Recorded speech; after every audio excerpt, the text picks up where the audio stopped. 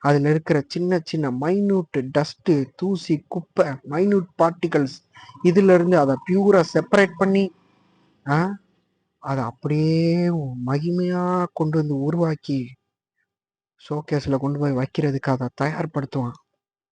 அப்ப அதை தட்டி கலட்டும் போது தேவையில்லாத தூசி குப்பை எல்லாம் வெளியேறும். பாடுகளை உங்க வாழ்க்கையில கர்த்தர் அனுமதிக்கிறாருன்னா இப்படித்தான் உங்களை பியூரா மாத்திக்கிட்டு இருக்காரு.